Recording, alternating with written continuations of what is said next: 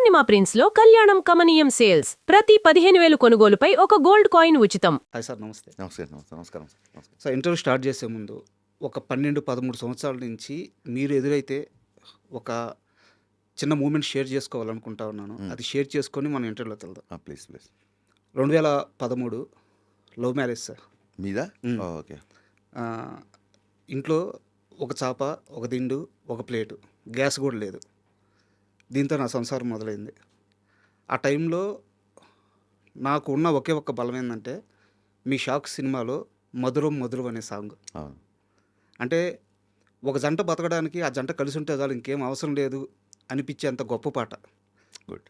దాంట్లో కొన్ని లిరిక్స్ ఉంటాయి. చెదిరే జుట్టు చెమటే మధురం, కొద్దిగా పెరిగే కొలత మధురం, ఇది పెరిగి కిలకం మధురం, అండ్ మౌంటేజ్ షార్ట్స్ కూడా. మహానుభావుడు వేటూరు గారు రాశారు ఆ పాట. అందుకే అంత అందంగా ఉంది. ఇన్ని సంవత్సరాల తర్వాత కూడా గుర్తుంది లిరిక్స్. అంటే ఇంత పర్టికులర్గా ఎందుకు చెప్తున్నానంటే సార్, ఈ రోజుకి మేము చాలా ధైర్యంగా బతుకుతున్నాం. మేమిద్దరం, మా ఇద్దరికి ఇంకోటి వచ్చాడు, ముగ్గురం చాలా ధైర్యంగా బతుకుతున్నాం. మా జీవితం మొదలైన తొలినాళ్ళలో మీ పాట, మీ మౌంటేజ్లు, మీ హీరో, మీ హీరోయిన్, మీ డైరెక్షను మాకు ఇచ్చిన ధైర్యం అది. Thank you. అంటే నాకు మీరు చెప్తే గుర్తొచ్చింది. I felt little emotional. నాకు ఎప్పుడు ఇలాగా అంటే ఆ సినిమా చాలామంది ఫ్యాన్స్ ఉన్నారు, చాలామంది భార్యాభర్తలు, చాలామంది పార్టీస్లో, మీటింగ్స్లో, పెళ్ళిళ్ళలో, రిసెప్షన్లో అలా వచ్చి సార్ మీ షాక్ సినిమా చాలా చాలా ఇష్టం, ఈ పాట చాలా ఇష్టం, ఎంతోమంది కపుల్స్ నాకు సినిమాలు చూసాక. బట్ మీరు చెప్పించి వచ్చేసి చూసారా, ఒక రూమ్లో ఒక దిండు, ఒక చాప. I can relate my life with that. నా పరిస్థితులు అలాగే. అండ్ ఆ టైంలో నేను ఇంచుమించు సినిమా ఫ్లాప్ తర్వాత అలాగే ఉన్నాను. అంటే నా భార్య ఎన్ని కష్టాలు ఫేస్ చేసింది, ఎంత సపోర్టివ్గా ఉంది అనేది నాకు ఇప్పుడు మీరు చెప్తే నాకు ఒకసారి నా డేస్ గుర్తు చేయండి. Thanks for remembering. Thank you. Sorry.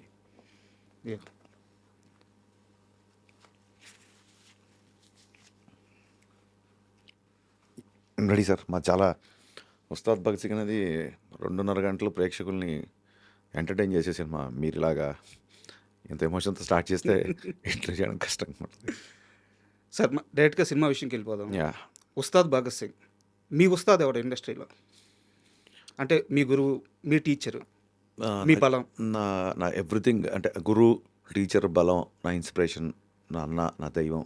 నాకు అదే షాక్ సినిమా పోయిన తర్వాత కూడా నన్ను నమ్మి మళ్ళీ సినిమా ఇచ్చి నన్ను నిల్చోబెట్టి ఇవాళ ఇక్కడ కూర్చోబెట్టి ఏం చేసినా రవితేజ గారండి సార్.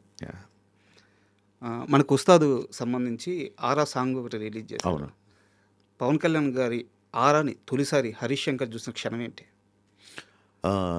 బీహెచ్ఎల్లో తమ్ముడు ఉన్న తొలి ప్రేమ షూటింగ్ జరిగినప్పుడు తొలిసారి ఆయన డైరెక్ట్గా చూశాను. అంతకుముందు ఐ థింక్ సంజీవయ్య గార్డెన్లో అక్కడమ్మ ఇక్కడ పోయి ఓపెనింగ్ కూడా వెళ్ళాను, కానీ అప్పుడు సరిగ్గా చూడలేకపోయాను. చాలా క్రౌడ్, పోలీసులు, హడావుడి ఉండేది. ఆయన సినిమా అక్కడమ్మ ఇక్కడ పోయి ఓపెనింగ్ అక్కడ జరిగింది సార్. బట్ బీహెచ్ఎల్లో చాలా తృప్తిగా ఒక 20-30 రోజులు పెద్ద పెద్ద షెడ్యూల్స్ చేశారు. 2 సినిమాలు అక్కడ చూశాను. బట్ నేను యాజ్ అ డైరెక్టర్గా ఆయన ఫస్ట్ టైం కలిసింది ఆయన ఫామ్ హౌస్లో మిరపకాయ కట్ చేయడానికి వెళ్ళినప్పుడు. ఒక బ్లూ డెనిమ్ జీన్స్, డెనిమ్ ప్యాంట్స్లో ఆయన్ని ఫస్ట్ టైం చూశాను. 1.5-2 గంటలు స్పెండ్ చేశాను. అది ఫస్ట్ మెమరీ. గబ్బర్ సింగ్ సినిమాలో డైలాగ్ ఉంటుంది సార్, పసివాడు పవన్ కళ్యాణ్ అయ్యాడు అని చెప్పేసి. ఉస్తాద్ భగత్ సింగ్కి వచ్చేలాగే పవన్ కళ్యాణ్ డిప్యూటీ సీఎం అయ్యాడు. సో హ్యాండిల్ చేసే విధానం మారుద్ది. భయం పెరిగిందా, బాధ్యత పెరిగిందా? బాధ్యత పెరిగిందండి. భయం ఎప్పుడూ లేదు. ఆయన ఎవరిని భయపెట్టాడు. ఫస్ట్ ఆఫ్ ఆల్ ఆయన అందరితో సరదాగా నవ్వుకుంటూ ఉండే వ్యక్తి. ఆశ్చర్యం ఏంటంటే అప్పటికి ఇప్పటికి ఆయన ఏం మారలేదు. ఆయన చుట్టూ ఉన్న ప్రోటోకాల్ మారింది అంతే. సో డెఫినెట్గా రెస్పాన్సిబిలిటీ ఉంది. చాలామంది అన్న ఐటమ్ సాంగ్ అంటే డిప్యూటీ సీఎం ఒక ఐటమ్ గా వెనకాల డ్యాన్స్ చేయడం, ఆలోచించండి రా బాబు మీరు కొంచెం. అది అలాంటి కొన్ని కన్సర్న్స్, కొన్ని రెస్పాన్సిబిలిటీస్ తీసుకున్నాం. మీరు సాంగ్స్లో చూస్తే కూడా ఈవెన్ ఆయన బ్లాక్ బ్లేజర్లో అంత డ్యాన్స్ వేసినా సరే దాంట్లో యువతకి ఒక మంచి మెసేజ్ ఉంది. సిచ్యువేషన్లో కూడా శ్రీలీల కొంచెం లోలో ఉన్నప్పుడు అమ్మాయిని కొంచెం చీరప్ చేయడానికి వచ్చే సాంగ్. నీ పెదవిలోన ఉన్న జాగా నువ్వు నవ్వుకోవడానికేగా, నీ కాలి కింద ఉన్న నేల నీ సొంతం అంటే నమ్మవేలా, ప్రాబ్లమ్స్ వస్తే క్యూలు కట్టి పంపించేద్దాం సావగొట్టి పోరాడితే పోయేదేంటి. So even though it's a duet, it's a dance number కూడా ఒక యూత్కి ఒక మంచి ఒక ఉత్సాహభరితమైన గో అండ్ గెట్ ఇట్ అనే ఒక యాటిట్యూడ్ అందులో మెయింటైన్ చేసాం. అలాగే ఎత్తరా కాలర్ తీసుకున్నా సరే ఎక్కడో బ్యాక్ ఆఫ్ ద మైండ్ ఉంటుంది. అది ఆయన డిప్యూటీ సీఎం అయ్యారని కాదండి, ఆయన ఖుషి అప్పుడే ఏ మేరా జహా తెరా కామ్ క్యా హై అని ఆమెన్ ఇండియన్ అనే బద్రీలో ఆ సామాజిక స్పృహ, ఆ జాతీయతావాదం, ఆ భావజాలం ఆయనకి చిన్నప్పటి నుంచి ఉంది. అది అదే పాలిటిక్స్లోకి వెళ్ళడానికి పుష్ చేసి ఉంటుంది.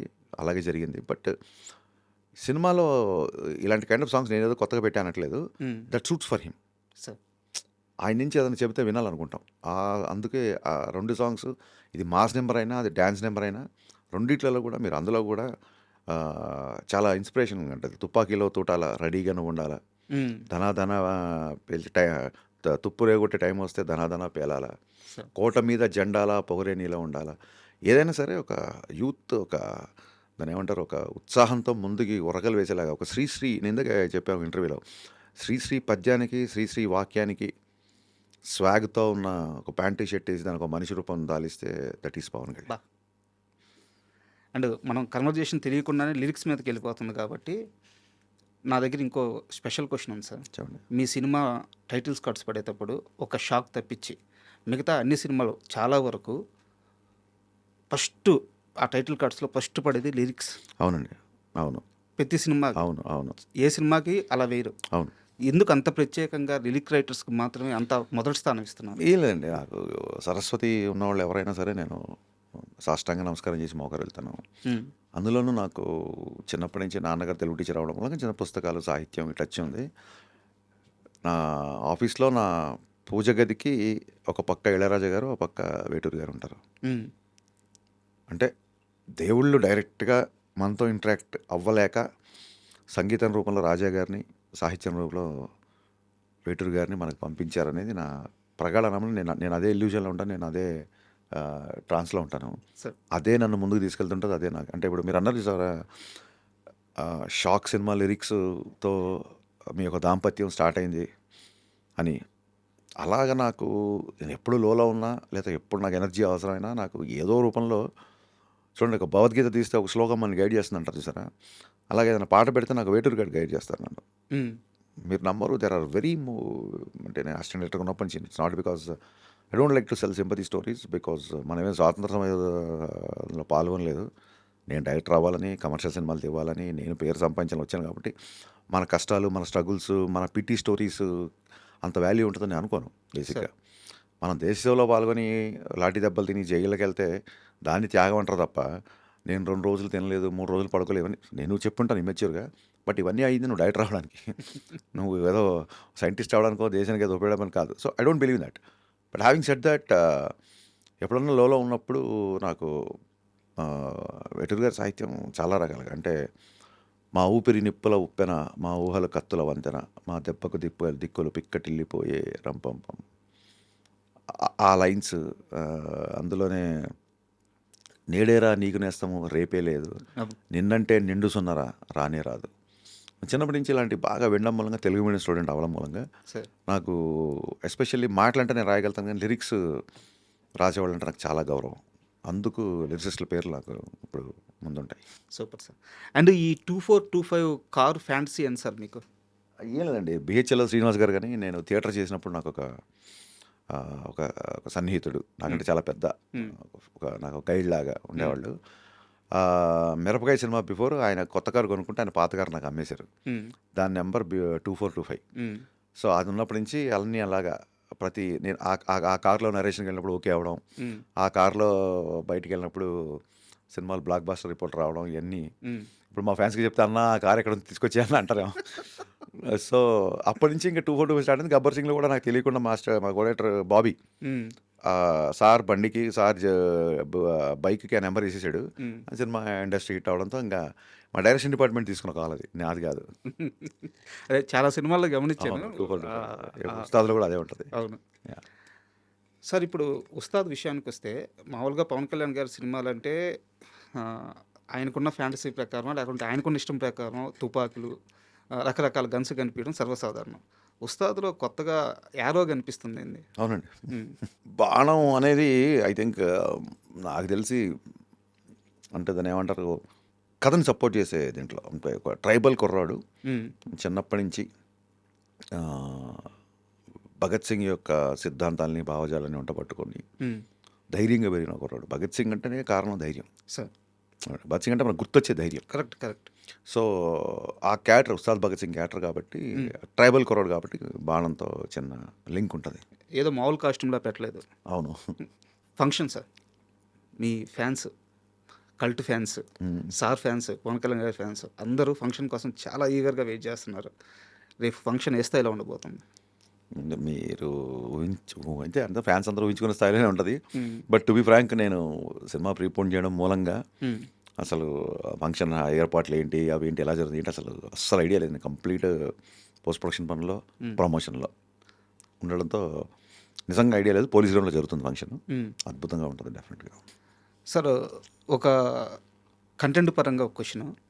మామూలుగా గబ్బర్ సింగ్ తీసేటప్పుడు ఆయన పోలీస్ ఆఫీసర్గా చూపించారు. అప్పుడు ఆయన power star, number 1 hero, okay. But police ఆఫీసర్గా చూపించారు, ఆడియన్స్ యాక్సెప్ట్ చేశారు, సూపర్ హిట్. కానీ ఒక డిప్యూటీ సీఎంని మళ్ళీ పోలీస్ ఆఫీసర్గా చూపించడం అనేది ఆ స్థాయిలో చూసేశారు పవన్ కళ్యాణ్ గారిని. ఇక్కడ మీరు అనొచ్చు రీలు అని చెప్పేసి. పవన్ కళ్యాణ్ గారు లాంటి హీరోని రీలు తేడా ఉండదు, ఆ ఆరా అలాగే కంటిన్యూ అవుతూ ఉంటుంది. సో ఆయన సీజ్ ద షిప్ అంటే 2 తెలుగు రాష్ట్రాలు వణిగిపోయినాయి. అలాంటి వ్యక్తి చేత మళ్ళీ పోలీసుగా ఏం చూపించబోతున్నారు, ఎలా చూపించబోతున్నారు, రియల్ లైఫ్లో ఇచ్చిన ఆ ఇంపాక్ట్ని ఎలా మ్యాచ్ చేయబోతున్నారు? అంటే పవన్ కళ్యాణ్ గారికి సక్సెస్తో ఫెయిల్యూర్తో లేని స్టార్డమ్ అండి అయింది. అది మీకు తెలుసు. డిప్యూటీ సింగర్ అయ్యారు కాబట్టి తీసుకోవాల్సిన కన్సర్న్స్ ఇందాక నేను చెప్పినట్టే తీసుకున్నాం తప్ప, సెట్లోకి వచ్చిన తర్వాత యాక్షన్ ఉన్నప్పుడు డిప్యూటీ సింగర్ యాక్ట్ చేయట్లేదు. సూపర్ స్టార్, దాని ఏమంటారు, స్టార్డమ్ ఉన్న ఒక power star Pawan Kalyan act చేస్తున్నారు అక్కడ.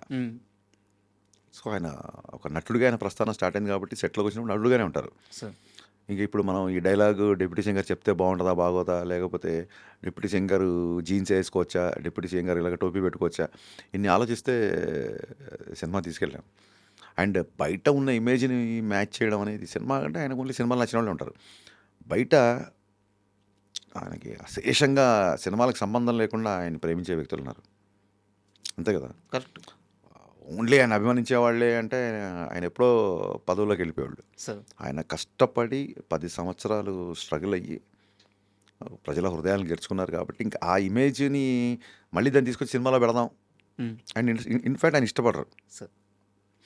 నేను ఒక సన్నివేశం అనుకుంటా, ఒక ఆడియో ఫంక్షన్లో చెప్పాను నేను. ఇప్పటన్కి వెళ్తున్నప్పుడు ఆయన టాప్లెస్ టాప్ వెహికల్ టాప్ మీద కూర్చొని వెళ్ళారు. అలాంటి సీన్ నాకు చాలా నచ్చింది. అది చేద్దాం అన్నప్పుడు కళ్యాణ్ గారు, ఆయన చీవట్లా అనలేం కానీ, హరీష్ అది ఒక ఎమోషనల్గా నేను తీసుకున్న ఒక డెసిషను, ఒక ఎమోషనల్గా నేను ఒక పర్పస్తో వెళ్ళిన పని అది. దాన్ని నువ్వు ఏదో కమర్షియలైజ్ చేసి సినిమాల్లో అది అది అది నా ఎమోషను, దాన్ని నువ్వు ఎంటర్టైన్మెంట్లో పెట్టడం ఒకసారి ఆలోచించు అన్నారు. అయితే పొలిటికల్గా ఇప్పుడు మీరు ఆ సీజ్ ద షిప్ అనే డైలాగ్ చాలా ఫేమస్ అయింది. అది పెట్టాలంటే 2 నిమిషాలు ఆలోచిస్తే సీన్ వస్తుంది. అవి ఆయన ఎంకరేజ్ చేయరు.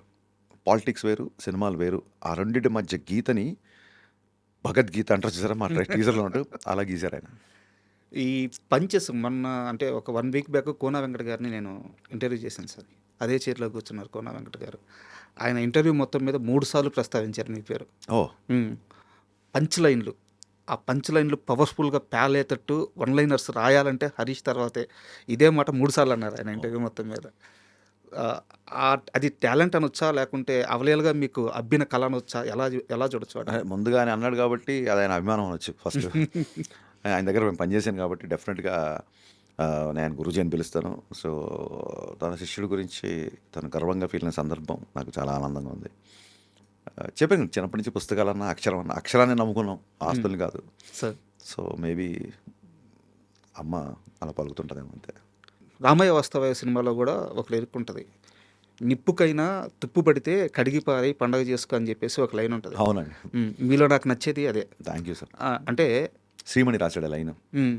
మీరు ఇన్ని లిరిక్స్ గుర్తుపెట్టుకోవడం నిజం చాలా అభినందనీయం. చాలామంది అడుగుతుంటారు, ఈ రోజుల్లో లిరిక్స్ ఎవరు వింటారండి, సౌండ్స్ ఇంపార్టెంట్ అది ఇది అంటుంటారు. వాళ్ళందరికీ మా ఐ డ్రీమ్ యాంకర్ రాజా గారు ఒక మైల్ స్టోన్ అంటారా, లేదా దాన్ని ఏమంటారు, ఒక టర్నింగ్ ఉదాహరణ. థ్యాంక్ యూ సో మచ్ అండి.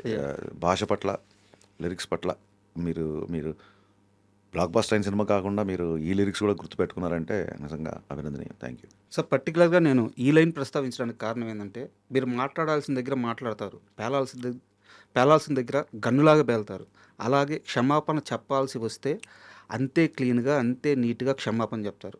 నేను వేరే ఉద్దేశం కోసమో, వ్యూస్ కోసమో దీన్ని ప్రస్తావించట్లేదు. జరిగిన ఇష్యూలో, మహేష్ బాబు గారి ఇష్యూలో అది సడన్గా జరిగిపోయింది. కానీ మీరు క్షమాపణ చెప్పిన తీరు, తెలియక ఎవరి మనసులో అయినా నొప్పించుంటే క్షమించండి లేదు, స్ట్రైట్ ఫార్వర్డ్గా నేను ఇలా అన్నాను, ఇది తప్పు, సారీ, అంత స్ట్రైట్ ఫార్వర్డ్గా చెప్పాను. మహేష్ బాబు గారి ఫ్యాన్స్ కూడా చాలా తక్కువ సమయంలో దాన్ని చాలా బాగా రిసీవ్ చేసుకున్నారు. ఈ గుణం ఎలా అలవాటైంది? కాదండి, మన మనుషులం కదా, మనం దేవుళ్ళం కాదు కదా. ఖచ్చితంగా పొరపాట్లు ఉంటాయి, తప్పులు ఉంటాయి, అన్నీ ఉంటాయి. రామవ్యవస్థలో డైలాగ్ ఉంటుంది, దెబ్బ తగిలినప్పుడు జంతువు అయినా ఏడుస్తుంది, శరీరానికి దెబ్బ తగిలితే జంతువు కూడా ఏడుస్తుంది, కానీ పక్కోడికి దెబ్బ తగిలినప్పుడు ఏడ్చేవాడే మనిషి. సార్ ఎనీ యానిమల్ సొంత బాడీకి అయినప్పుడు ఏడవడం కామన్. బట్ ఎవరికైనా బాధ వచ్చిందంటే మన కళ్ళమ్మ నీళ్ళు వస్తాయి కదా. ఇందాక మీరు చెప్పిన సిచ్యువేషన్ రిలేట్ అవ్వడం కానీ, లేకపోతే ఎవడో చిన్న పిల్లవాడు వర్షంలో అడుక్కుంటున్నాడు అనుకోండి, మనకు తెలియకుండా మనం ఎమోషనల్ అయిపోతాం. అది మనిషి తత్వం, మనిషి గుణం. ఆ నేచర్ పుట్టుకుతున్న డైరెక్టర్లు కనుక అందరం ఒకటేసారి పుడతాం, ఒకటేలాగా పుట్టిన వాళ్ళం కదా. పుట్టంగా నేను యాక్షన్ కట్టాను కదా హాస్పిటల్లో. సో సినిమా డైరెక్షన్ చేసినప్పుడు డైరెక్టర్, మిగతా విషయాలప్పుడు మనం మానవ మనోభావాలు కానీ, ఉద్వేగాలు కానీ అవన్నిటిని రెస్పెక్ట్ చేయాలి డెఫినెట్గా. ఎవరు ఏ డైరెక్టర్ అలాగా పుసుకున కావాలని చెప్పి తెలియకుండా పెట్టినా, కామెంట్ పెట్టినా ఏ ఫ్యాన్స్కైనా కోపం వస్తుంది. సో పొరపాటు జరిగింది. అది మళ్ళీ చాలామంది కొంతమంది ఫేక్ ఏ అది ఇది అనుకున్నారు. కాదుకండి, అది పొరపాటున నేనే చెప్పానని. అంటే నేనేమనుకుంటానంటే, నా ఇంటెన్షన్ కరెక్ట్ కానప్పుడు, అంటే నా ఇంటెన్షన్ కరెక్ట్గా ఉన్నప్పుడు, నా ఇంటెన్షన్లో తప్పు లేనప్పుడు, నా ఉద్దేశం లేదా నా ఇంటెన్షన్ కరెక్ట్గా లేనప్పుడు మనకు భయం ఉంటుంది. నా ఇంటెన్షన్ కరెక్ట్ అయినప్పుడు, నా ఉద్దేశం అది కానప్పుడు సారీ చెప్పడానికి చాలా ధైర్యంగా ఉంటుంది. కరెక్ట్. నాకు సారీ చెప్పడానికి నేనేం గొప్ప ఉండో లేదా ఇంకా చాలా ఉత్తమం ఉండో అని చెప్పుకోవట్లేదు. ఆ ధైర్యం నాకు ఉంటుంది. ఈ విషయంలో మనది తప్పు జరిగింది అన్నప్పుడు మొహమాటం లేకుండా సారీ చెప్పడం కాదు, అవసరమైతే తలకాయ తీసిట్లే అవతల వాళ్ళ కాళ్ళ దగ్గర పెట్టడానికైనా రెడీ. ఎందుకంటే మన తప్పు మనం తెలుసుకున్నాను అని చెప్పే ఉద్దేశం, ప్లస్ నేను చేసింది మీకే కదా నాకు నచ్చలేదు అని చెప్పే ఒక పద్ధతి. అది బేసిక్గా అది ఎందుకు చేసాం, పొరపాట్లు చేసాం, స్పీడ్లో చేసాం, ప్రెషర్లో చేసాం, అవన్నీ తర్వాత ఆ ఎక్స్ప్రెషన్ ఖచ్చితంగా ఇచ్చి తీరాలి. అకౌంటబిలిటీ నేను తీసుకుంటా. నేను అందుకే ఒకసారి రామవ్యవస్థ ఫ్లాప్ అయిన ఈవినింగ్, ఈ ఫ్లాప్ దిల్ రాజు గారు కానీ ఎన్టీఆర్ గారు నన్ను ఇన్ఫ్లుయెన్స్ చేయలేదు, నాకు వాళ్ళు నేను చెప్పింది కోఆపరేట్ చేశారు, this flop belongs to me అని చెప్పాను. ఇప్పుడు మిరపకాయలు, గబ్బర్ సింగ్లు, డీజేలు వచ్చినప్పుడు నావి అని, మిస్టర్ బచ్చన్లు, షాకులు వచ్చినప్పుడు నావి కాదు అని ఇంకోళ్ళకి తోసేస్తే దాన్ని ఏమంటారు, తల్లికి కానీ తండ్రికి కానీ అంగవైకల్యంతో పుట్టిన పెట్టి కూడా తన బిడ్డే. నేను డిజోన్ ఎలా చేసుకుంటాం మన సినిమాని? ఒక రిజల్ట్ తప్ప ఆ విషయంలో అన్నీ మనం ప్రేమించి చేసినాయి కదా. ఒక రిజల్ట్ ఒకటే మనకు నచ్చలేదు, మిగతా అన్నీ మనకు నచ్చినాయి. అంత మాత్రం చేత సినిమాని డిజోన్ ఎలా చేసుకుంటాను నేను? సో పొగడ్తలు తీసుకున్నప్పుడు విమర్శలు తీసుకునే ధైర్యం, మెచ్యూరిటీ నాకు ఉంది అన్న ఫీలింగ్. మిస్టర్ బచ్చన్కి సంబంధించి, ఉస్తాద్ భగత్ సింగ్కి సంబంధించి ఒక చిన్న కన్వర్జేషన్ ఉంది సార్ నా దగ్గర. మిస్టర్ బచ్చన్ సినిమా రిలీజ్కి ముందు print and web press meet జరిగింది ప్రొడ్యూసర్ వాళ్ళ ఆఫీస్లో. అప్పుడు నేను మిమ్మల్ని క్వశ్చన్ అడిగాను, సార్ మీరు చేంజెస్ చేశారు అని చెప్పి చెప్తున్నారు, కానీ ఫస్ట్ హాఫ్ వరకు హీరో క్యారెక్టరైజేషను అంటే మీరు చెప్పారు ఈ రైడ్ ఇదంతా సెకండ్ హాఫ్లోనే స్టార్ట్ అవుద్ది, ఫస్ట్ హాఫ్ అంతా చాలా ఎంగేజింగ్గా వెళ్ళొద్దు అని చెప్పారు. అది ఎందుకు చెప్పారంటే, నేను దానికి ముందు ఒక క్వశ్చన్ అడిగాను, రవితేజ గారిని ఆయన జానర్లో ఎనర్జీగా చూసి చాలా రోజులైంది, ఇది కూడా మళ్ళీ రైడ్ సీరియస్గా ఉంది అని చెప్పి ఒక క్వశ్చన్ అడిగితే, రైడ్స్ కానీ ఆ సినిమాలో ఉండే సీరియస్ టోన్ అంతా సెకండ్ హాఫ్లో వస్తుంది, ఫస్ట్ హాఫ్ అంతా చాలా ఎనర్జెటిక్గా ఉంటుంది అని చెప్పి మీరు చెప్పింది కరెక్ట్ కూడా. కానీ సెకండ్ హాఫ్ ప్లేస్ అవ్వలేదు. ఉస్తాద్కు సంబంధించి కూడా మీరు వేరే ఇంటర్వ్యూలో ఒక మాట చెప్పారు, పవన్ కళ్యాణ్ గారు పోలీస్ డ్రెస్ వేసుకునేది సెకండ్ హాఫ్లోనే, ఫస్ట్ హాఫ్ అంతా వేరే టోన్లో, ఎనర్జీ టోన్లో, ఫ్యాన్స్కి ఎలాగో అలా ఉంటుంది. ఈసారి కాన్ఫిడెంట్గా ఉన్నారా సార్? అంటే మిస్టర్ బచ్చన్ రైటింగ్ సైడ్ చాలా second half disappointed. And main second హాఫే. నేను సినిమా ఫ్లాప్ అయినా సరే నాకు మిస్టర్ బచ్చన్ ఫస్ట్ హాఫ్ చాలా ఇష్టం. సెకండ్ హాఫ్లో అనుకున్న స్థాయిలో రైటింగ్ రాలేదు. కుదరలేదు. కొన్ని కొన్ని సార్లు సీన్‌లు కూర్చోవు. ఆహ్, దీంట్లో పోలీస్ క్యారెక్టర్ మళ్ళీ ఏం చూస్తామని చాలామంది అడిగినప్పుడు చెప్పా. బాబు ఓన్లీ ఇంటర్వెల్ బిఫోరే మీకు పోలీస్ క్యారెక్టర్‌తో కనపడతారు. అప్పటి వరకు వేరే డ్రెస్సింగ్, వేరే స్టైల్ ఉంటది అని చెప్పాను. దానికి దీనికి ఎనర్జీకి సంబంధం లేదు బేసిక్‌గా. నెక్స్ట్ ఏంటంటే లాస్ట్ సినిమా సెకండ్ హాఫ్ సరిగ్గా లేదు కదా అని చెప్పి ఈ సినిమా అంతా ఎలా వర్క్ చేసాం ఈసారి అక్కడ సెకండ్ హాఫ్ అలా నేను పర్ఫార్మెన్స్ బద్దలైపోద్ది అని ప్రతిసారి క్యాంపెయిన్ చేస్తామంటే దాని ఉద్దేశం విలన్తో పంచ్ డైలాగ్లో ఫైట్లో అని కాదు. ఆయన యొక్క చేసే ఇంటెన్స్ ఎమోషన్ సీన్స్ సెకండ్ హాఫ్లో ఎక్స్ట్రానరీగా ఉంటాయి. యాక్చువల్గా దేవిశ్రీ ప్రసాద్ గారు కొన్ని నెలల ముందు వేరే సినిమా ఫంక్షన్లో మాట్లాడుతూ ఒక మాట అన్నారు. నాకు హరీష్ శంకర్ 2 సీన్లు చూపించాడు. మామూలుగా పవన్ కళ్యాణ్ సినిమా అంటే అందరూ చెప్పేదే అదిరిపోయింది, పగిలిపోయింది, ఇలా అందరూ చెప్పినట్టే నేను చెప్తున్నాను, మీరు అనుకోవద్దు. ఆ సీన్స్లో ఉన్న ఇంటెన్స్ ఎమోషన్ అద్భుతంగా తీశారు, చాలా బాగా వచ్చిందని చెప్పి ఫస్ట్ రోజు ఆయన ఆ స్టేట్మెంట్ ఇచ్చారు.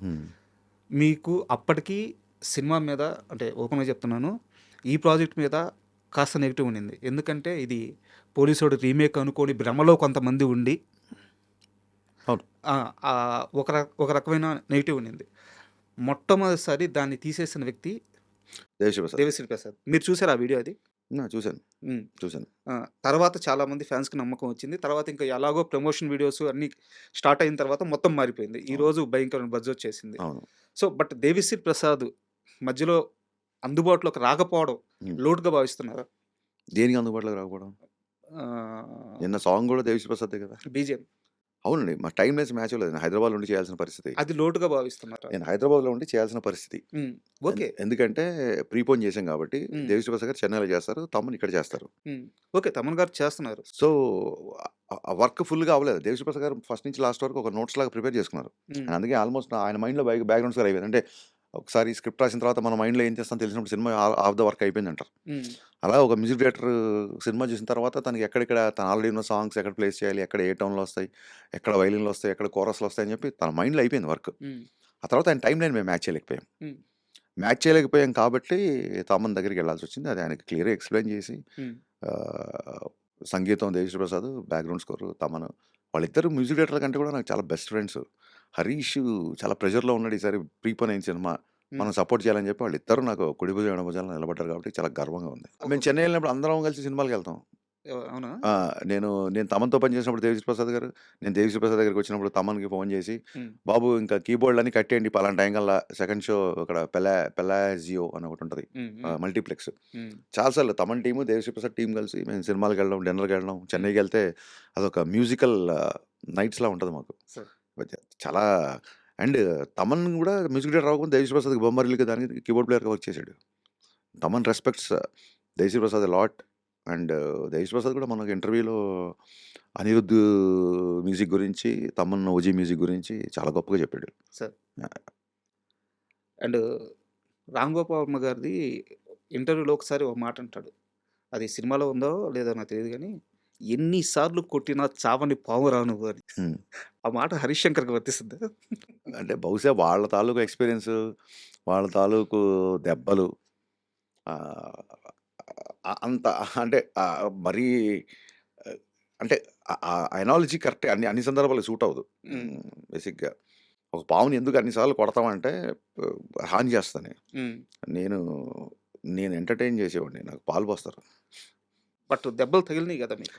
ఎవరికి తగలేదు సార్? మీకు తగలేదా? ఇంటర్వ్యూ చేసి మీకు తగలేదా? ఈ స్థాయికి వచ్చి మీరు కూర్చొని ఇంటర్వ్యూ చేస్తున్నారు, మీకు తగిలినప్పుడు ఇంటర్వ్యూ చేయని వ్యక్తికి నాకు డెఫినెట్గా ఇంటూ ఎక్సే ఉంటాయి కదా. నాకు కూడా దెబ్బలు తినడం ఎవడు? దెబ్బలు తినకుండా అందుకే కదా మా పాటలో లైన్ రాసాం, మెత్తని మట్టిలో మొలిచిన మొలగవు కాదు నువ్వు, బండరాళ్ళను బద్దలు కొట్టిన మొండి మొక్క. బండరాళ్ళు అంటే సర్కమ్స్టెన్స్, మనుషులో లేకపోతే మనకి పడని వాళ్ళు, మనకి ఇంకో వర్గం అని కాదు అక్కడ మీనింగ్. మనకున్న సర్కమ్స్టెన్సెస్, మనం ఎదుగుతుంటే మనకి అడ్డుపడి ఉంటే రాళ్ళను కూడా చూడండి, కొట్టల్లో కొమ్మల్లో ఒక చిన్న మొక్క రాళ్ళ మధ్యలో ఉంటుంది, మనం ఆశ్చర్యపోతుంటారు ఎలా వచ్చింది భలే ఎక్కడికి అని. అది ఆ విజువల్ నుంచి వచ్చిన లైన్ అది. So quite common. అంటే నేను మొన్ననే చెప్పాను, ఎవరో ట్రోల్ చేస్తున్నారు అది ఇది అన్నప్పుడు, మీరు ట్రోల్ చేస్తూనే ఉండండి, మేము కెమెరా రోల్ చేస్తూనే ఉంటాం అని చెప్పి. రామయ్య వస్తావయ్య ఫ్లాప్ అయిన తర్వాత before this question, first shock lyric గురించి మాట్లాడారు. I was very emotional. ఆ తర్వాత రామవ్యవస్థ లైన్ గురించి మాట్లాడారు. ఆ తర్వాత మిస్టర్ బచ్చన్ స్క్రీన్ ప్లే గురించి మాట్లాడారు. ఈ 3 సినిమాల గురించి మాట్లాడారు ప్రస్తుతానికి. నాకు 'మిరపకాయ' అనే ఒక సంక్రాంతి బ్లాక్ బస్టర్ ఉంది. 'డీజే' అనే ఒక టైంలో ఆ టైంలో అల్లు అర్జున్ హైయెస్ట్ ఉంది. అవును సార్. 'గద్దలకొండ గణేష్' అని వరుణ్ తేజ్ ఉంది. Varun Tej super duper hit block buster ఉంది. 'సుబ్రహ్మణ్యం సేల్' అని మన సాయిధరమ్ తేజ్ సినిమా ఉంది. ఈ హిట్ సినిమాలు వదిలేసి ఆడని 'మిస్టర్ బచ్చన్', 'రామవ్యవస్థ' పదే పదే వాటి గురించి మాట్లాడడంలో మీ ఉద్దేశ్యం ఏంటో నేను క్లియర్‌గా తెలుసుకోవచ్చా? నేను మాట్లాడిన ప్రతిసారి వాటిలో పాజిటివే తీసుకున్నాను. దేంట్లోనైనా పాజిటివ్ ఉంటది. బట్ అంటే నేను 'ఆడన్' సినిమాలోనే అంత పాజిటివ్ ఉంటే 'ఆడన్' సినిమాలో ఇంకెంత పాజిటివ్ ఉండొచ్చు. అవును. అవును. అహా! మీ ఉద్దేశం అడుగుతున్నా అడగకూడదనలా. 'మిస్టర్ బచ్చన్' గురించి పోస్ట్ మార్టం అని ఒక ఎపిసోడ్ పెట్టండి 'ఐ డ్రీమ్‌లో'. 2 గంటలు మాట్లాడతా నేను. 'మిస్టర్ బచ్చన్' గురించి నేను ఒక్క ప్రశ్న అలాగే సార్ 'రామవ్యవస్థ', అడిగింది. అలాగే 'షాక్' గురించి ఎందుకు ఈ సినిమాలు పోయాయి అన్న దాని మీద మనం ఒక పోస్ట్ మార్టం పెడదాం. అప్‌కమింగ్ ఫిల్మ్ మేకర్స్ కూడా నేను చేసిన తప్పులు ఆళ్ళు చేయకుండా ఉంటారు. ఇక్కడ నా నాకసల క్వెషన్ వాటి గురించి ప్రస్తావించినందుకు కాదు. వాటి గురించే చేకు దీర్ఘమిస్తే ప్రస్తావించడంలో మీ ఉద్దేశ్యం ఏంటి అని అంతే. నా ఉద్దేశం వాటిల్లో గూడా మంచుంది. నాకు నచ్చినయి వాటి గురించి షేర్ చేసుకోవాలని ఫస్ట్ ఒకటి. Okay. And second thing 'Ramayya గురించి మళ్ళీ ఎందుకు ప్రస్తావించంటే నేను బేసిక్‌గా ఎన్టీఆర్ ఫ్యాన్. ఓహ్! అవునా? ఓకే. దాంట్లో నాకు తెలుసుకోవాల్సిన అంశాలు 2 ఉన్నాయి. ఓకే. సో, అందుకని వాటిని ప్రస్తావించాను గానీ, నేను ఫ్లాపు, ఫెయిల్ గురించి అసల నా దృష్టిలో మీరింక 'తారక్' గారి ఫ్యాన్ చెప్పారు కాబట్టి మీకు ఆల్ రైట్స్ ఏదైనా అడగొచ్చు మీరింక. హ్మ్. నాకసలు నా దృష్టిలో 'షాక్' అసలు ఫ్లాప్ మూవీయే కాదు. హ్మ్. అలాగే 'మిస్టర్ బచ్చన్' ఫస్ట్ హాఫ్ నాకు చాలా ఇష్టం. సో, నేను వాటి గురించి వాటి నేను ఉద్దేశం అడిగాను అడగకూడదనలా. హ్మ్. యాజ్ ఎ ఎన్టీఆర్ ఫ్యాన్‌గానే అడుగుతున్నాను. హ్మ్. ఆహ్, ఆ సినిమాలో మీరు 'దానవీర సూరకర్ణ' డైలాగు ఎన్టీఆర్ గారి చేత చెప్పిస్తారు. అవును. ఆ! బట్ అప్పటికి ఎన్టీఆర్ గారికి ఆ కేపబిలిటీ ఉంది. ఆయన చెప్పగలడు, మ్యాచ్ చేయగలడు. కానీ ఏ డైరెక్టర్‌కి ఆ ఆలోచన రాలేదు. మీరు మాత్రం ఎందుకు చెప్పించారు? ఇది నాకు ఒక క్వెషను. హ్మ్. దాని మీద ఇంకో క్వెషన్ కూడా ఇప్పుడే అడిగేస్తాను. ఎన్టీఆర్ గారిని ప్రెజెంట్ చేసిన విధానం. అటు నడుచుకుంటా పోతున్నప్పుడు షర్ట్ ఇలా అంటే మీరు బ్యాక్ షాట్ పెట్టినప్పుడు ఆ షర్ట్ గాలికట్టలేస్తది. అవును. అంత స్టైలిష్‌గా, హ్మ్. అంత సూపర్‌గా ఎన్టీఆర్‌ని అప్పటి వరకు ఎవరు చూపించలేదు. అవును. నాకు ఈ 2 ప్రశ్నలకు సమాధానం చెప్పండి. అదే చూపించినందుకు దానికి అది ప్రశ్న ఎలా అవుతది? కాంప్లిమెంట్ అవుద్ది. మీరు చెప్పిన రెండో సెంటెన్స్ అనేది కాంప్లిమెంట్. హ్మ్. నాకు 'తారక్' గారు నేను 'మిరపకాయ', 'గబ్బర్ సింగ్' కంటే ముందు నుంచి నన్ను విపరీతంగా ఎంకరేజ్ చేసిన హీరోల్లో ఆయన ఒకళ్ళు. హ్మ్. నేను 'అదుర్స్‌కి' వినాయక్ గారి దగ్గర పనిచేశాను. హ్మ్. అప్పటినుంచి నాకు ఆయన బాగా క్లోజ్. అంతకంటే ముందే ఆయనకి నేను ఎమ్మెల్యే అని కథ చెప్పాను. హ్మ్. ఎందుకు అంత యంగ్‌గా చూపించాలంటే నేను యంగ్‌గా చూపించలేదు. ఆ సినిమా అయినప్పుడు ఆయన చాలా యంగ్, ఇప్పటికి యంగే. విషయం ఏంటంటే 18 ఏళ్లకే 'సింహాద్రిలు', 'ఇండస్ట్రీ హిట్‌లు', 'ఆదిలు' విపరీతమైన ఒక గంభీరమైన పాత్రలు చేసేసి, ఒక సీమ బాధ్యతంతా భుజాల మీద యేసుకున్న భారీ పాత్ర లేకుండా ఒక కుటుంబ బాధ్యతంతా యేసుకున్న పాత్రలు ఇలాంటివి చేసేసి, ఆయనలో ఉన్న ఒక ఆ యంగ్ ఆ యవ్వనం దాన్నేమంటారు ఆ యూత్ అది ఎవరు ట్యాప్ చేయలేదు అప్పటి వరకు నాకు చాలా స్ట్రాంగ్ ఫీలింగ్. హ్మ్. అండ్ ఆయన భయంకరమైన ఏమంటారు సెన్స్ ఆఫ్ హ్యూమర్ మనం అసలు ఆయనతో ఉంటే నవ్వుతూనే ఉంటాడు. మనకు జోక్ చెప్తే మామూలు నవ్వుతే ఆయన ఒక 2 నిమిషాలు నవ్వుతారు. ఇది కదా ఆయన యాంగిల్. మీరు 'రామయ్య' ఆడియో ఫంక్షన్‌లు చూసుంటే ఓన్లీ ఎన్టీఆర్ గారి నవ్వులతో ఒక ఏవీ చేసాం. హ్మ్. అది రాజమౌళి గారికి బాగా నచ్చింది. మేము ఎప్పుడు అనుకుంటుంటాం 'తారక్' స్మైల్ చాలా బాగుంటుంది. ఎవరు కట్ చేయలేదు 'హరీష్' భలే కట్ చేసావు అని చెప్పి ఆయన కాంప్లిమెంట్ ఇచ్చారు. అవును. సో, అండ్ ఎక్కడో ఒక బీహెచ్ఎల్‌లో ఒక స్టూడెంట్ లైఫ్ బాగా గడపడం మూలంగా అసలు నేను ఎప్పుడు టైగర్ అని పిలుస్తా. టైగర్‌ని ఎవరు ఇట్లా చూపించలేదు కదా! అని చెప్పి మీరు చెప్పిన ఆ స్టైలింగ్, ఆ డ్రెస్సింగ్ ఇదంతా నిన్ననే జీవితో ఇంటర్వ్యూ చేసిన ఐడియల్ బ్రెయిన్ జీవితో ఇంటర్వ్యూ చేసినప్పుడు జీవి అన్నాడు. ఫస్ట్ హాఫ్ అయిపోగానే all NTR needs is a right director and Harish Shankar touches the right card అని చెప్పి కొట్టగా నేను ఫోన్ అలా వేసేసి కొట్టేసాం అనుకోను. సెకండ్ హాఫ్ చూసాక ఎవరు మెసేజ్ లేదు. సో, అదే ఒక చిన్న స్క్రిప్ట్‌లో అప్పటికే వేరే సినిమాలొచ్చి మేము అనుకున్న సెకండ్ హాఫ్ ఆ సినిమాకి మ్యాచ్ అయ్యి దాన్ని షూటింగ్ స్టార్ట్ అయ్యాక సెకండ్ హాఫ్ మార్చాల్సొచ్చి హ్మ్. అలా జరిగింది. అండ్ 'దానవీర సుగ్రీవన్' డైలాగ్ ఏంటంటే ఎన్టీఆర్ గారి వాచకం అద్భుతం అని నేను కొత్తగా చెప్పాల్సిన అవసరం లేదు. గద ఫైట్ ఆల్రెడీ సినిమాలో ఉంది రాసుకున్నాము. దానికి ఒక లీడ్ కావాలి. ఓకే. ఊరికే గదతో కొడితే ఏం బాగుంటది. ఒక లీడ్ కావాలి అని చెప్పి సీనియర్ ఎన్టీఆర్ గారి తర్వాత మళ్ళీ అంత వాచకం ఈయన వల్ల అవుతుంది అన్న దాంతో and it's my favourite monologue. అంటే ఎన్టీఆర్ గారు కర్ణుడి పట్టాభిషేకం గురించి చెప్పే డైలాగులు ఏవైతే ఉన్నాయో అవి నాకు తెలిసి ప్రపంచంలో ఏ యాక్టర్ మళ్ళీ ఎప్పుడు అలా చెప్పలేడు నా స్ట్రాంగ్ ఫీలింగ్. అది ఒక లైబ్రరీలో ఎవరన్నా యాక్టింగ్ క్లాసెస్లో ఒక లెసన్ గాను ఒక పాఠంగా పెట్టాల్సిన సీన్ అది. సూపర్. అది కొండవీటి వెంకట కవి అనుకుంటే డైలాగులు రాసింది. అవును సార్. ఆయన ఆ డైలాగులు రాయడము, ఆ సింగిల్ టేక్లో ఆయన చేయడము, ఆ కిరీటాన్ని వర్ణించే డైలాగులు ఉంటుంది. నేను చెప్పే ధైర్యం కూడా చేయను. హుహు. అంత అద్భుతంగా నా ఫేవరెట్ డైలాగు. ఆయన మనోడితోనే సినిమా తీసే అవకాశం వచ్చినప్పుడు ఇంకా ఆయనకి పెట్టకపోతే ఎవరికి పెడతాం. ఈ టచ్‌లే హరీష్ శంకర్. ఉస్తాద్‌కి సంబంధించి 'ఉస్తాద్ భగత్ సింగ్‌కి' సంబంధించి మీరు ఎవరు చెప్పారు? ఎలా తెలిసింది అడగకపోతే నేను నా మీ దగ్గర సోర్సెస్ని అడగలండి. ఆ! సినిమాలో చాలా సీరియస్‌గా సంబంధించిన అంటే ఇప్పుడు ప్రెజెంట్ ట్రెండ్‌కి సంబంధించిన చాలా సీరియస్ పాయింట్ ఉంది. అది చాలా సీరియస్ సబ్జెక్ట్ కూడా. అది నాట్ ఈవెన్ 2 తెలుగు స్టేట్స్ కాదు. మొత్తం దేశానికి సంబంధించిన చాలా సున్నితమైన అంశం గూడా. మీరు ఎక్కడ టీజర్‌లో గానీ, సాంగ్స్‌లో గానీ ఎక్కడ ఆ విషయాన్ని రివీల్ చేయకుండా దాచిపెడుతూ వస్తున్నారు. కరెక్టేనా నేను? కరెక్ట్. ఎందుకు? దాచాల్సిన విషయం కాబట్టి దాచుతాం. చెప్పాల్సిన విషయం కాబట్టి చెప్తాం. గరికపాటి గారు ఏమన్నారు? ఒక మంచి మాట మైక్‌లో చెప్పాలి, చెడ్డ మాట చెవిలో చెప్పాలన్నారు. హ్మ్. ఇది చెప్పేస్తే చెడు అయిపోద్ది. అంటే దాని ఆడియన్స్‌కి థ్రిల్ తీసేయడం అంటే అది కాబట్టి దాన్ని దాచాం. ఆ సున్నితమైన అంశం నాకు తెలుసు. డైరెక్ట్‌గా అడుగుతున్నాను. డైరెక్ట్‌గానే సమాధానం చెప్పండి. భయంగా ఉందా? ఎవరికి? మీకే. దేని గురించి? రిలీజ్ అయిన తర్వాత ఆ అంశాన్ని ఎలా తీసుకుంటారు అని చెప్పేసి. భయం ఉంటే అసలు రిలీజ్ వరకు ఎందుకు తీసుకొస్తాం? టెన్షన్ లేదా? సెన్సార్ కూడా అయిపోయినాక టెన్షన్ ఉంటుంది. అంతేనా? ఆ విషయంలో మాత్రం నాకు కొంచెం టెన్షన్‌గా ఉంది విన్నాక. బట్ మీ మీద నమ్మకం ఉంది. మీరు టెన్షన్ పడేంత పెద్ద మ్యాటర్ ఏం కాదు. అయితే మీకు రాంగ్ ఇన్ఫర్మేషన్ వచ్చి ఉంటుంది. హ్మ్. లేదా ఇన్ఫర్మేషన్ రావాల్సిన దాన్ని మించి ఇంకా మిమ్మల్ని ఎగ్జైట్ చేయడానికి, ఇంప్రెస్ చేయడానికి చెప్పిన వాళ్ళు ఇంకో 2 ఎక్కువ చేసి ఉంటారు. ఓకే.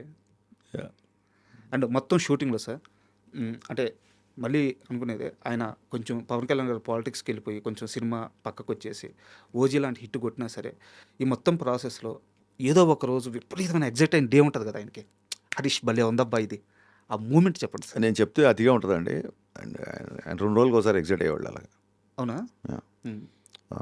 సాంగ్ వినగానే బాగా ఎగ్జైట్ అయ్యారు. దేక్లేంగే చాలా విన్నప్పుడు. ఎత్తరా కాలర్ లోపలికి వచ్చిన తర్వాత ఆ సెట్ చూశారు. Biggest set ever in Telugu states అని చెప్పొచ్చు. ఆనంద్ సాయి గారు ఏమాత్రం సీజీ ఎక్స్టెన్షన్స్ లేకుండా ప్రతి ఇటుక, ప్రతి కలరు, ప్రతి మొక్క ఆయన సొంతం కష్టపడేసిన సెట్. సో ఆ సెట్ చూసి, ఆ లైటింగ్ చూసి బాగా ఎగ్జైట్ అయ్యారు. అండ్ రోజు ఒక ఫన్ డైలాగ్, ఒక సీరియస్ కాన్ఫ్లిక్ట్, ఒక సెట్ అయ్యారు, ఒక మంచి సాంగ్, ఇంకోటి. మీరు చూస్తే మా మేకింగ్ వీడియోలు చూస్తే పవన్ కళ్యాణ్ నవ్వుతూనే ఉంటారు మా సెట్. అవును. So he's to enjoy lot. మా అంబియన్స్ ఆయన అంతా ఎంజాయ్ చేసేవాళ్ళు కాబట్టి ఒక్కరోజు కాదు, రోజుకి ఒకసారి ఎగ్జైట్ చేశాను ఆయన. మీకు పవన్ కళ్యాణ్ గారి విషయంలో ఎంత తీసుకున్నా, ఎంత చేసినా సంతృప్తి అనేది ఉండదు. ఏ సినిమాలో లేని డాన్స్ మూమెంట్స్ మీ సినిమాలో ఉంటాయి. ఆయన యాక్చువల్‌గా గ్రూప్ డాన్సర్స్‌తో స్టెప్స్ వేయడానికి అంత పెద్దగా ఇష్టపడరు ఆయన. ఇప్పుడు ఈ సినిమాలో 'ఉస్తాద్‌లో' తీసుకుంటే 500 మందితో ఒక సాంగ్, 1500 మందితో ఇంకో సాంగ్ ఉంది. హరీష్ శంకర్‌కి మాత్రమే ఇది సాధ్యమవుద్దా? హరీష్ శంకర్ చెప్తేనే పవన్ కళ్యాణ్ గారు చేస్తారా? ఏం జరుగుతుంది అసలు? అది దాన్ని ఏమంటారండి, చాలామంది అడుగుతుంటారు. అది ఆయన నా మీద చూపిస్తున్న దయ, జాలి, కరుణ. హరీష్ శంకర్, హరీష్ నన్ను ఇలా చూస్తున్నాడు, అలా ఎప్పటి నుంచో దాని గురించి పాపం అలా కూర్చొని ఉన్నాడు. సరే ఏమడుతున్నాడు, 2 డ్యాన్స్లే కదా ఇచ్చేద్దాం అని ఆయనకున్న దయాగుణం అని చెప్పొచ్చు. బట్ ఆయన బాడీలో రిథమ్ ఉండదండి. బాడీలో ఒక అద్భుతమైన రిథమ్ ఉండదు. Basic is a music lover. Sir పాత పాటలు మీరు చెప్తే నమ్మరు.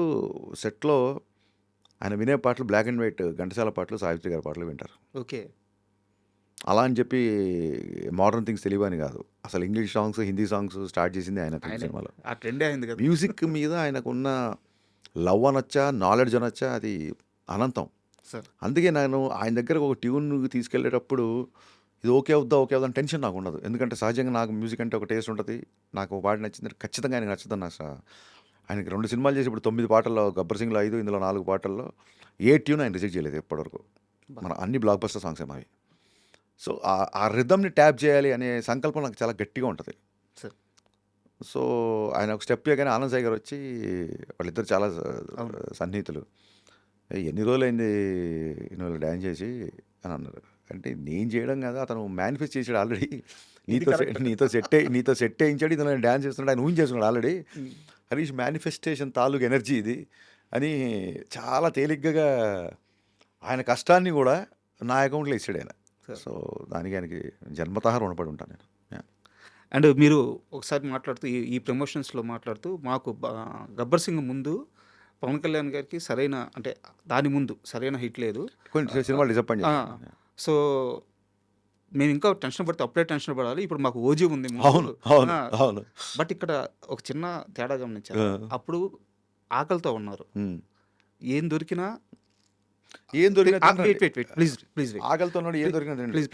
కడుపుతో ఆకలితో ఉన్నవాడికి ఏం దొరికినా ముందు ఆకలి తీరాలి, తింటాడు. కానీ మీరు అద్భుతమైన వంట ఇచ్చేశారు గబ్బర్ సింగ్. ఇప్పుడు అందరికీ ఓజీతో కడుపు నిండిపోయి ఉంది. అవును. ఉమ్. అవును. ఇది మీకు హరీష్ శంకర్కి ఛాలెంజే కదా. ఎందుకండి ఏ రకంగా? ఓజీ కంపారిజన్ రాదు. ఇప్పుడు నేను కూడా ఒక గ్యాంగ్స్టర్ సినిమా తీస్తాను అనుకోండి, ఉమ్. నేను కూడా ఒక సీరియస్ ఇంటెన్స్ క్యారెక్టర్ తీస్తాను అనుకోండి, ఉమ్. అప్పుడు నాకు ఛాలెంజ్ ఉమ్. ఒకటే జోనర్ ఉన్నప్పుడు. ఉమ్. సెప్టెంబర్లో అలా కనుక ఒక సినిమా మనకి ఛాలెంజింగ్ అనుకుంటే, సెప్టెంబర్లో వచ్చిన ఓజీ కంటే సేమ్ డే రిలీజ్ అవుతున్న దురంధర్ ఛాలెంజ్ అవ్వాలిగా. ఉమ్. ఆల్రెడీ ఫ్రాంచైజీ బ్లాక్ బస్టర్ కదా, మరి దాన్ని ఆ సినిమా మీదకి వెళ్తున్నాం కదా మనం. సో ఇక్కడ నేను ఇందాక ఇది ఎంసెట్ ఎగ్జామ్ కాదండి, ఒక అబ్బాయికి ర్యాంక్ వస్తే ఇంకో ర్యాంక్ వెనక్కి వెళ్ళిపోవడానికి ఇక్కడ డిఫరెంట్ సినిమాలు చూస్తారు. ఇక్కడ ఏంటంటే జనాలందరూ ఓజీ హైప్లో ఉన్నారు, ఓజీ కిక్లో ఉన్నారు. ఒక గబ్బర్ సింగ్ తర్వాత అత్తారింటి దారేలాగా మేము ఏం ఫీల్ అవుతున్నాం అంటే ఆ ఉత్సాహాన్ని కంటిన్యూ చేయాలి అని తప్ప. సార్ సో ఓజీ సక్సెస్ అనేది 100% మాకు చాలా ప్లస్ తప్ప పర్సనల్గా ఛాలెంజ్ ఒకవేళ అనుకుందాం, పర్సనల్ ఛాలెంజ్ అనుకుందాం కాసేపు. ఆ డైరెక్టరే కదా నా సినిమాకి కండవ పట్టుకొని డ్యాన్స్ చేసింది. కరెక్ట్. ఇంకా మరి ఇంక ఛాలెంజ్లు ఏముంటాయి ఇక్కడ? సెలబ్రేషన్సే అంతే. తన సినిమా నేను సెలబ్రేట్ చేస్తాను, నా సినిమా సెలబ్రేట్ చేసుకుంటాను. ఛాలెంజ్ అనేవాడు హరీష్ శంకర్ కాబట్టి అడగగలిగాను. ఎవరైనా అడగొచ్చు, but it's not a competition, it's celebration. And producers support sir. ఎందుకంటే నాకు తెలిసి సినిమాని ఈ మధ్య కాలంలో సినిమాని ఇంతలా ప్రేమించే ప్రొడ్యూసర్స్ లేరు. ఓపెన్గా చెప్పొచ్చు అన్నమాట. 100% చెప్పచ్చు, తప్పే ఉందండి. వీళ్ళు చాలా కష్టపడుతున్న సినిమాని ప్రేమిస్తారని చెప్పడానికి మొహమాటం ఏముంది? మైత్రి వాళ్ళు. అవును, నో డౌట్ నా కెరీర్లో best producers. And Ustaad Bhagat Singh సంబంధించి క్లైమాక్స్ సార్, మీరు మాట అన్నారు, పవన్ కళ్యాణ్ గారే షాక్ అయ్యారు. క్లైమాక్స్ షాక్ కాదు, ఒక సీన్కి ఉద్వేగభరితంగా ఫీల్ అయ్యారని చెప్పాను. ఇలా టర్న్ అవుద్దని నేను ఎక్స్పెక్ట్ చేయలేదు అని చెప్పేసి. He surprised. బట్ బేసిక్గా మీరు గమనించండి, చాలా సినిమాల్లో క్లైమాక్స్ బాగుంటే సినిమా అప్పటిదాకా వచ్చిన సినిమా రేంజ్ పెరిగిపోతుంది. అవును. సో క్లైమాక్స్ ఎంత ప్లస్ కాబోతుంది సినిమాకి? చాలా ప్లస్ అవుతుంది. ఏమవుతుందంటే మనకి ఎన్ని యుగాలు మారినా, ఎన్ని కథలు తీసినా అధర్మం మీద ధర్మం గెలవడం, విలన్ మీద హీరో గెలవడం సినిమా. ఆ విలన్ డిఫరెంట్ డైరెక్టర్లను బట్టి డిఫరెంట్ బ్యాక్డ్రాప్లో ఉంటాడు. అలాగే హీరోకి ఒక యూనివర్స్ ఉంటుంది, వాళ్ళకి ఒక బ్యాక్డ్రాప్ ఉంటుంది. ఇదే ఎండ్ ఆఫ్ ద డే అదే జరుగుతుంది. ఒక స్టేజ్లో ఫైట్ స్టార్ట్ అవగానే జనాల్లో చిన్న అసహనం ఉంటుంది. అబ్బా ఇంకా కొట్టుకోవడం మొదలైందంటే ఫ్యామిలీస్లో కానీ పిల్లల్లో కానీ ఇంకా విలన్ని హీరో కొట్టేస్తుంటాడులే, ఇంకా ఈ ఫైట్ ఎంతసేపు ఉంటుందో అని ఒక అసహనం ఉంటుంది. దాన్ని బ్రేక్ చేసే దిశగా ఈ సినిమా క్లైమాక్స్ ఉంటుంది. ఈ సినిమా క్లైమాక్స్ లాస్ట్ షార్ట్ వరకు ఒక చిన్న ఉత్కంఠతతో ఏంటిది అన్నట్లుగా చూస్తారు. అండ్ ఈ సినిమాకి సంబంధించి ఇద్దరు హీరోయిన్స్ సార్. అవును, రాజీగణ, శ్రీలీల గారు. అవును. హీరోయిన్స్కి మీ సినిమాల్లో ఎంత ప్రత్యేకత ఉంటుందో, స్క్రీన్ స్పేస్ ఉంటుంది, అందంగా కనిపిస్తారు, పాటల్లో చాలా బాగుంటారు, కాస్ట్యూమ్స్ అదిరిపోతాయి. సో ఈ సినిమాలో హీరోయిన్స్ ఎలా ఉండబోతున్నారు? ఇప్పుడు మీరు చెప్పినవన్నీ ఉంటాయి, అందంగా కనిపిస్తారు, కాస్ట్యూమ్స్ అదిరిపోతాయి, పాటల్లో బాగుంటారు, ఇవన్నీ ఉంటాయి. నిజంగా కృష్ణవంశీ గారి సినిమాలో హీరోయిన్స్ నాకు చాలా ఇష్టం. తర్వాత మీ సినిమాల్లో. థ్యాంక్ యూ అండి, ఇట్స్ గుడ్ కాంప్లిమెంట్. అవును. తనికెళ్ళ భరణి గారు ఒక మంచి మాట అన్నారు, మంచి డైరెక్టర్ రావాలంటే ఎక్కువ సినిమాలు చూడడం కదా, ఎక్కువ పుస్తకాలు చదవాలన్నారు. అదేంటి బాబాయ్ అన్నాను.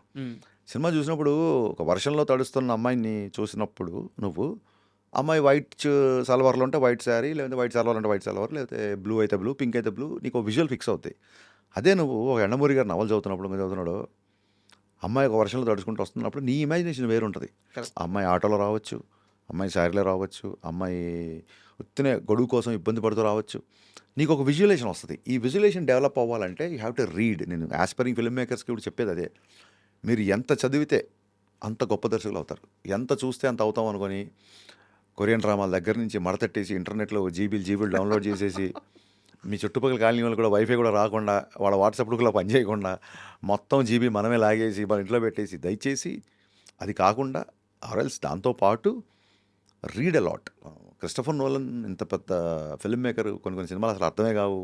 ఆయనే అన్నాడు, వాట్ ఈస్ యువర్ లైఫ్ అంటే, my life is like Christopher Nolan movie, I don't understand it, but what I say is don't try to understand it, just feel it అంటాడు. అలాగా పుస్తకం చదివినప్పుడు ఆయన ఇంగ్లీష్ లిటరేచర్ చదువుకున్నాడు లండన్లో. సైంటిఫిక్ బ్యాక్డ్రాప్లో అంత extraordinary screen ప్లేలతో చేసే నోలన్ ఇంగ్లీష్ లిటరేచర్ చదువుకున్నాడు. సో చదవడం మూలంగా వచ్చే ఇది, దాని మూలంగా చిన్నప్పటి నుంచి పద్యాలు చదవడం మూలంగానో శ్రీనాథుడి శృంగార నైషధం మొత్తం చదవకపోయినా అప్పుడప్పుడు తిరిగేసినప్పుడు నచ్చిన పద్యాలు నచ్చిన పదాలు ఉంటే దానికి ప్రతిపదార్థ తాత్పర్యం అని ఉంటుంది తెలుగులో. ఒక పద్యానికి ప్రతి పదానికి అర్థం తాత్పర్యం. అలా కొన్ని పద్యాలు చదవడమో లేకపోతే చేమకూర వెంకట కవి కొన్ని పద్యాలు చిన్నప్పుడు అలా అలా టచ్ చేయడము. సో దాని మూలంగా ఆ స్త్రీత్వం అనేది అందంగా చూపించాలన్న ఒక హరిశంకర్ మీద చలం ప్రభావం ఏమైనా ఉందా? నేను మైదానం సినిమా తీద్దామని వచ్చినాను ఇండస్ట్రీకి. పా ఎండమూరి గారి ప్రేమ, ఉమ్, ఆనంద బ్రహ్మ, ఉమ్, ఈ ఈ పుస్తకాలని సినిమాలుగా చేసుకుందామని వచ్చినండి. దాని తాలూకు భావుగత మీకు షాక్లో ఉంటుంది. సరే. సో అది ఎప్పుడైతే ఫ్లాప్ అయిందో అక్కడి నుంచి గేర్ మార్చి మిరపకాయ అంటే ఇది కూడా అప్పటికప్పుడు ఏదో గేర్ మార్చుకుంటే మనం షాప్కి వెళ్ళి చొక్కా సెలెక్ట్ చేసుకుని వేసేయడం కాదు. ఈ స్కిన్ ఎప్పటి నుంచో ఉంది నాకు. ఉమ్, చిన్నప్పటి నుంచి నాన్నగారు సినిమా బఫ్ కాబట్టి అమితాబ్ బచ్చన్ సినిమాలు, చిరంజీవి గారి సినిమాలు అలాగే చూడడం ఆ హీరోయిజంతో పెరిగినాడు కాబట్టి అది అడాప్ట్ అవ్వగలిగా సరే. అంతే. పవన్ కళ్యాణ్ గారి విషయంలో హరిశంకర్ ఏది చేసినా తర్వాత కాలంలో అది ఆయన కెరీర్కి ఆయనకి ప్లస్ అవుతూనే పోతుంది. అంటే అది మీకు తెలిసి చేసినా తెలియక చేసినా. యాదృచ్ఛికం యూనివర్స్ అంతే. అది ఉమ్, గబ్బర్ సింగ్లో ఎందుకు ఆ గ్లాస్ పెట్టామో ఏంటి తెలియదు. ఉమ్, అది పార్టీ గుర్తు అవడం ఏంటి, దాని మీద మళ్ళీ 12 ఏళ్ళ తర్వాత నేను ఒక డైలాగ్ రాయడం ఏంటి, ఉమ్. యాదృచ్ఛికం ఆర్ యూనివర్స్ కాల్ అంతే. మొన్న మీరు కాలేజీకి వెళ్ళి మల్లారెడ్డి గారి కాలేజీకి వెళ్ళి ఒక ఫంక్షన్ సాంగ్ సాంగ్లో అని చెప్పడం. సాంగ్లో అని చెప్పి చేస్తే ఆ ఎర్ర తుండు అందరూ కట్టుకొని మీకు అట్లా స్టేజ్ మీదకి ఇస్తుంటే అంటే సారీ ఈయనకి ఏమన్నా భవిష్యత్తు ఏమన్నా తెలుసా? ఎలా? కళ్యాణ్ గారు కూడా ఉందండి. ఇప్పుడు టీ గ్లాస్ ఆయన కంటే చిన్న కళ్యాణ్ గారు ఇండస్ట్రీకి రాకముందు కూడా ఆయన గాజు గ్లాసు ఫ్యాసినేషన్ అని సెట్లో కూడా గాజు గ్లాసులో అవుతారు టీ. ఉమ్, ఆ కండువా ఇవన్నీ ఆయన ఇష్టపడే విషయాలు. ఉమ్. అవి లక్కీగా నా సినిమా ద్వారా ముందు జనాలకు కనబడ్డాయి. కల్ట్ కెప్టెన్ అని చెప్పి కొత్త అదే సోషల్ మీడియాలో పెట్టాను, టీజర్లు వేసామండి అంతే. దాని మించి నేను దాన్ని అలాగ అంత సీరియస్గా తీసుకుని అలాంటి ట్యాగ్స్ హీరోలకు బాగుంటాయి, డైరెక్టర్లకు ఏం బాగుంటాయి. ఏదో రాస్తారు. ఇంతకుముందు పవర్ఫుల్ డైరెక్టర్ అనేవాళ్ళు. ఉమ్, ఇప్పుడు జగన్ గారిని డేరింగ్ డైరెక్టర్ అంటారు, పూరి జగన్నాథ్ గారిని మన వినాయక్ గారిని డాషింగ్ డైరెక్టర్ అంటారు. ఏదో వాళ్ళ ఫ్యాన్స్ వాళ్ళ సరదాగా వాళ్ళ హీరో సినిమా వస్తున్నప్పుడు సరదా పిలుచుకుంటారు.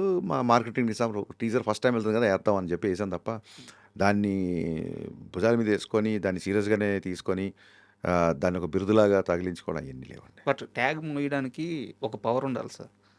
నాకు తెలిసి హరిశంకర్కి ఆ పవర్ ఉంది, మోయొచ్చు. మంచిదే అయితే. నేను ఒక ఎగ్జాంపుల్ చెప్తాను. రాజమౌళి గారు ఈగా ముందు వరకు చేసిన సినిమాలు వేరు. మాస్ ఓర మాస్ అవును పట్టుకొని అవును వెళ్ళారు. అవును. ఈగ తర్వాత ఆయన ఒక స్టాండ్కి వెళ్ళిపోయాడు, ఒక లెవెల్కి వెళ్ళిపోయారు. స్థాయి పెరిగింది. ఆలోచన మారడం వల్ల అవును. మాసులో హరిశంకర్ చేయాల్సిందన్నీ చేసేశారు. హరిశంకర్ నెక్స్ట్ స్టెప్ అంటే నేను అలా చేయమని చెప్పట్లేదు, అలా కావాలని మీ చెప్పట్లేదు. ఉద్దేశం నాకు అర్థమైంది. ఉమ్. అంటే నెక్స్ట్ లీప్ ఆఫ్ సక్సెస్కి, correct word. Next growth of సక్సెస్కి వెళ్ళడానికి విభిన్నమైన కథలు, విభిన్నమైన బ్యాక్డ్రాప్లు, మేకింగ్ స్టైల్ అన్నీ 100% నేను అదే పనిలో ఉన్నాను. అండ్ డెఫినెట్గా నా నుంచి మీరు ఎక్స్పెక్ట్ చేయని ఒక కొత్త సినిమా త్వరలోనే చూస్తారు. అది బాలకృష్ణ గారి సినిమానేనా? అవ్వచ్చు, బాలకృష్ణ గారితో అవ్వచ్చు, అసలు ఏదన్నా అవ్వచ్చు. బట్ నెక్స్ట్ వచ్చే దాని నుంచి మటుకు మీరు అడిగిన దాన్ని ఏమంటారు updation of um, thought process అవ్వచ్చు, స్క్రీన్ ప్లే అవ్వచ్చు, స్టోరీ సెలెక్షన్ అవ్వచ్చు, మేకింగ్ స్టైల్ అవ్వచ్చు, ఖచ్చితంగా ఉంటుంది. నేను అది గద్దలకొండ గణేష్కి ఆ డెసిషన్ తీసుకున్నాను. నేను మరి గద్దలకొండ గణేష్ తీసుకుంటే నా సినిమాలకు చాలా భిన్నంగా ఉంటుంది. అవును. తర్వాత పాండమిక్ రావడం, చిన్న రిథమ్ మిస్ అవ్వడం, తర్వాత చిన్న కమిట్మెంట్స్, దాంతో ఇంకా నేను పూర్తిగా అనుకున్న సినిమా తీయలేదు. బట్ డెఫినెట్గా మీరు అన్న పాయింట్ నాకు అర్థమైంది. ఉమ్, యా, ఇప్పటివరకు కరెక్ట్గా చెప్పాలంటే, మాస్గా చెప్పాలంటే ఇప్పటివరకు ఒక లెక్క, ఇక్కడి నుంచి ఇంకో లెక్క ఉండాలి. కరెక్ట్. యా, గేర్ మార్చాలి. యా, ఇప్పటివరకు ఒక గేర్లో వెళ్తాను, ఇంకో గేర్ మార్చాలి. Total understand. బాలకృష్ణ గారి సినిమా ఫైనల్ అయిపోయినట్టే కదా సార్? అంటే ఇప్పుడు ఎలా ఉంటుందంటేనండి, రేపు ముహూర్తం చేసి ఒక షెడ్యూల్ చేసిన తర్వాత ఉమ్, కన్ఫర్మ్ అనే పరిస్థితులు ఏదైనా ఖచ్చితంగా బాలయ్య బాబు గారితో సినిమా ఉంటుంది. This is too early to say anything this Sir. Time. At this point of time this is too early to say. ఫైనల్గా ఉస్తాద్ మీ కల్ట్ ఫ్యాన్స్కి మీరిచ్చే భరోసా ఒక్క ముక్కలో చెప్పమంటే ఏం చెప్తారు? ఈ ఉగాది ఉస్తాద్ ఉగాది. ఇది అసలు సిసలైన సినిమా పండగ.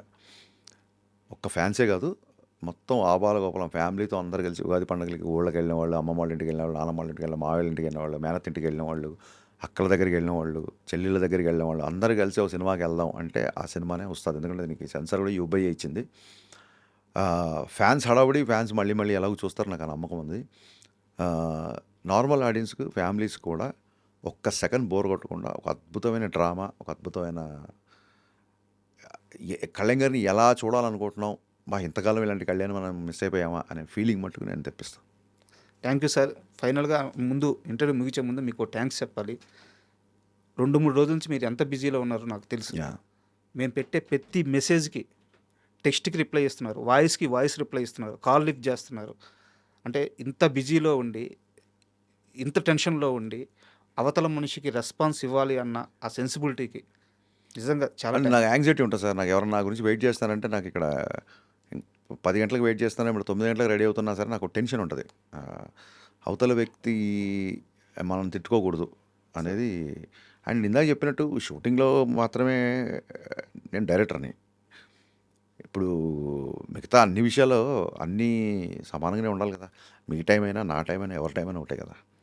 నిన్న రాలేకపోయినా, నిన్న అల్లు స్టూడియోస్ ఓపెనింగ్ ఉంటే అక్కడికి వెళ్ళాము. రిటర్న్లో విపరీతమైన ట్రాఫిక్లో సార్ ఇంకా లేట్ అయిపోయింది అనుకో, లేకపోతే మనం ఇంటర్వ్యూ 24 గంటల క్రితమే చేయాల్సింది బేసిక్. అంటే ఎవరి టైం అయినా టైమే. మీకు ఒక అపాయింట్మెంట్ ఉంటుంది, మీరు మీకోసం ఎదురు చూసే వాళ్ళు ఉంటారు, లవ్ మ్యారేజ్ అంటున్నారు. కాబట్టి డెఫినెట్గా I respect every once time. నేను 10 గంటలకు వస్తున్నప్పుడు 10 గంటలకు ఇంకా నేను ట్రాఫిక్లో ఉంటే ఐఎమ్ స్టిల్ ఆ టైం మీరు నన్ను ఎక్స్పెక్ట్ చేసిన టైంకి ఇంకెంత టైం పడతాను నేను ఇమీడియట్గా చెప్తాను. చిన్న చిన్న విషయాలండి. I mean I have to be చాలా గొప్ప విషయాలు సార్. అదేం లేదు. వాళ్ళెవరా. Thank you sir. Thank you so much. Thank you. And thanks so much for I డ్రీమ్కి ప్రత్యేక కృతజ్ఞతలు. ఎందుకంటే నేను 3-4 రోజు నుంచి బిజీగా ఉన్నా సరే ఏమాత్రం అసహనానికి గురవకుండా వాళ్ళు కంటిన్యూగా ఫాలో అప్ చేస్తున్నారు. మొత్తాన్ని గురుగారు అయితే అసలు వదలట్లేదు, సుధాకర్ గారు. అలాగే రాజా గారు ఇంటర్వ్యూ అనేది నాకు నిజంగా వన్ ఆఫ్ మై బెస్ట్ ఇంటర్వ్యూస్లో నేను ఫీల్ అవుతున్నాను.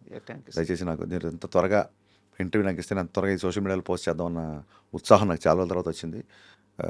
రాజా గారి క్వశ్చన్స్ కానీ, ఆయన భాష కానీ, ఆయనకి భాష మీద ఉన్న పట్టు కానీ, ఇవన్నీ షేర్ చేసుకోవడానికి నాకు చాలా ఆనందంగా ఉంది. అండ్ ఇలాంటి వాళ్ళతో ఎన్ని గంటలైనా కూర్చోవచ్చు అన్న ఒక ఫీలింగ్ వచ్చింది నాకు.